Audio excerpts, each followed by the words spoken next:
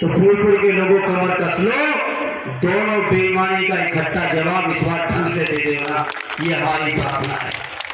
और मैं जानता हूँ इलाहाबाद, फूलपुर, गंगा पार के लोग बहादुर लोग हैं, क्रांतिकारी लोग हैं, राजनीतिक तौर पे बहुत परिपक्व लोग हैं और बहुत ही स्वाभिमानी लोग हैं।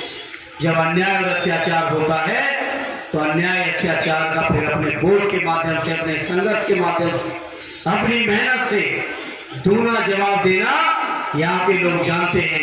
इसे मैं इस मौके पर अपील प्रार्थना करूंगा कि आप लोग ऐतिहासिक वोटों से आली मुर्तजा जी को, जो हम सबके वरिष्ठ नेता भी हैं, उम्मीदवार भी हैं, कई बार यहाँ के भी चुनाव लड़े, दूसरे क्षेत्रों से भी विधायक रहे, ऐसे अपने नेता को ऐतिहासिक वोटों से चुनाव जिता देना, यह हमारी प्रार्थना है, निवेदन है।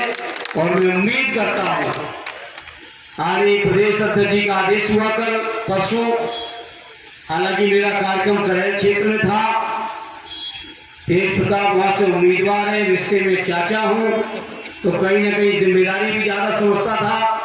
लेकिन जब प्रदेश अध्यक्ष जी का आदेश हुआ तो फूलपुर और गंगा पार इलाहाबाद में आने से अपने को रोक नहीं पाया और आज आपके बीच आके मैं खड़ा हूं।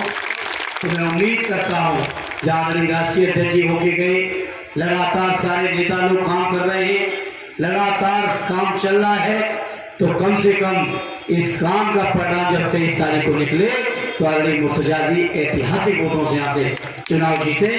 इतना ही लाज रख देना, इतना ही सम्मान रख देना, यही हमारी प्रार्थना है, निवेदन है। चूंकि अब माइक की मैं समझता हूँ ये आखिरी सभा होगी प्रचार की, बाकी तो डोर टू डोर घर में घुस के बैलेट का नमूना लेके या पॉपलेट लेके ही आप लोग जा पाओगे। घर घर चले जाना और पीडीए के इस परिवार को बड़ा करते हुए ऐतिहासिक वोटों से जिता देना, यही प्रार्थना करते हुए अपनी बात को विराम देता हूँ। जय हिंद, जय भारत। षड्यंत्र बहुत है, मुर्तजा जी के लिए वोट की प्रार्थना लेके आए और पूरा भरोसा है, जैसा आदरणीय अमरनाथ जी ने कहा कि वो 18 यहाँ से जीते थे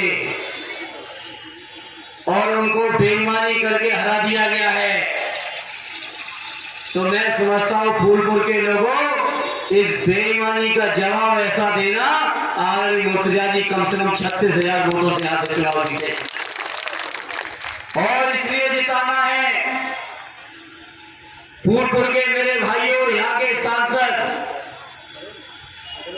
जब लोकसभा में खड़े होकर शपथ ले रहे थे तो मैंने उस समय भी कहा था कि बेईमानी से जीते हुए सांसद हो तो बताओ फूलपुर वाले हमारी बात को सही साबित कराओगे कि नहीं कराओगे। लोकसभा में कही मेरे झूसी के लोगों, ऐसे लोग जो बेईमानी से जीते हैं, इनको सबक सिखा देना और सबक इस कदर सिखाना कि भारतीय जनता पार्टी के लोग बेईमानी करना भूल जाएं।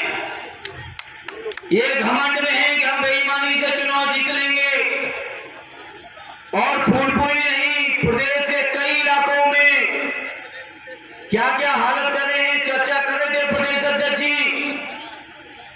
मैं नहीं दोहराना चाहता हूं, जाने कितना पुलिस, जाने कितनी फोर्स, लेकिन ये बीजेपी के लोगों कान खोल के सुन लो, देश के लोकतंत्र ने, देश के बाबा साहब के संविधान ने हम सबको वो ताकत दी है। हमारे नेता स्वर्गीय जनेश्वर मिश्रा जी कहते थे कि जब उंगली में निशान लग जाता है तो बड़े बड़े तख्त पलटने की ताकत आपके पास आ जाती है। तो ऐसे अपने समाजवादी साथियों आपसे कहेंगे कि आदरणीय मुर्तजा जी को ऐतिहासिक वोटों से यहां से जिता देना और ये दिखा देना प्रदेश और देश के जनमानस को कि बेईमानी कहीं चलने वाली नहीं है जब जनता खड़ी हो जाती है। बहुत कोशिशें की, बहुत हथकंडियां बनाए, तब भी तो 37 जीत गए अकेले, 43 जीत गए गठबंधन में।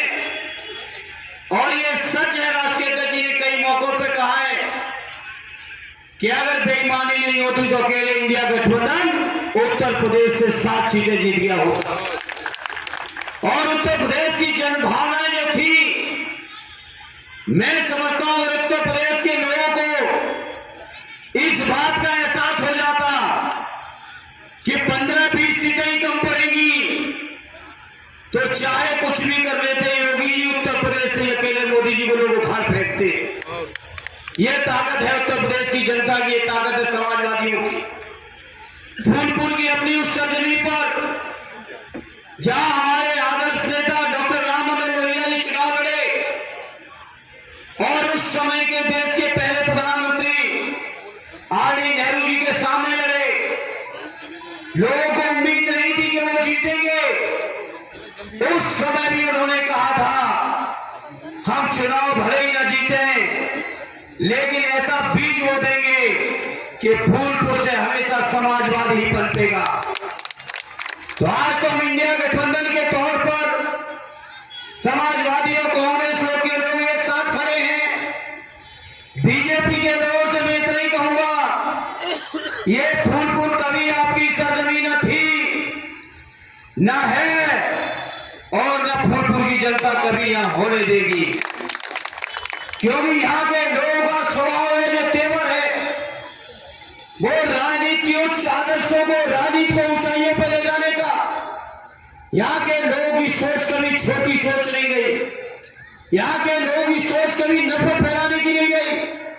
यहाँ के लोगों ने कभी गंगा जमुनी तहजीब को कमजोर नहीं होने दिया। ऐसा ये शानदार हमारा फूलपुर क्षेत्र है, ऐसा ये जूसी क्षेत्र है जिस क्षेत्र को समाजवादियों ने खून पसीने से सींचा है। मुझे याद है मैं जब इलाहाबाद विश्वविद्यालय में पढ़ता था, श्रद्धेय नेताजी जब कभी इस इलाके में आए, उनकी एक अपील पर बड़े से बड़ा कठिन चुनाव भी यहाँ की जनता ने समाजवादी को जिताने का काम किया। आज आदरणीय राष्ट्रीय अध्यक्ष जी ने ये जो पीडीए का नारा दिया है, ये पीडीए का नारा कोई मामूली नारा नहीं है। अभी पिछली सभा में प्रदेश अध्यक्ष जी कह रहे थे योगी जी की, मोदी जी की नींद उड़ी हुई है, करवटें ले रहे हैं पीडीए के लिए कि कैसे निपटे। तो मैं इस मंच से कहना चाहता हूं, पीडीए के लोग जाग चुके हैं। अपने हकों के लिए, अपने अधिकारों के लिए, अपने मान के लिए, अपने स्वाभिमान के लिए, अपने सम्मान के लिए, अपने आरक्षण के लिए, अपनी जाति जनगणना के लिए, अपने रोजगार के लिए, किसानों के न्याय के लिए पीडीए के लोग आज जाग खड़े हुए हैं। तो मैं अपने पीडीए के भाइयों आपसे कहूंगा, ये फूलपुर का, ये इलाहाबाद का ये इलाका हमेशा सामाजिक न्याय की एक क्रांति को लिखने वाला इलाका रहा है। और आज जब उत्तर प्रदेश के अंदर राष्ट्रीय अध्यक्ष जी ने ये नारा दिया है, तो मैं आपसे प्रार्थना करूंगा कि उस नारे को सफल करने में अपनी ओर से कोई कसर ना आने देना। ये मेरे फूलपुर के लोगों आपसे प्रार्थना है। साथियों, क्या हाल किया बीजेपी के लोगों ने, भाषण बहुत लुभावने दिए, बातें बहुत लंबी लंबी की, लेकिन भाषण को एक भी चीज को जमीन पर उतार पाए तो बताओ मेरे फूलपुर के साथी, बताओ 2 करोड़ रोजगार के नाम पर जो लोग सरकार में आए हो, उस सरकार में हमारे नौजवानों को अपने न्याय के लिए हजारों नौजवानों को सड़कों पर उतर के आंदोलन करना पड़ रहा है।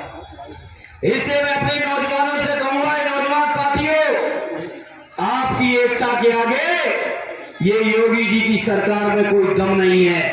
क्योंकि हमें याद है अभी 3 दिन पहले, 4 दिन पहले राष्ट्रीय अध्यक्ष जी जब आए थे सरसों में, उन्होंने एक बार हुंकार भरी थी अपने नौजवान भाइयों के समर्थन में, और 1 घंटे के अंदर योगी जी को फैसला वापस लेना पड़ा था।